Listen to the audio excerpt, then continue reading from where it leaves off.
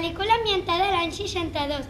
Un surfista i una motorista tenen una història d'amor en secret i intenten unir les seves bandes surfistes i motoristes.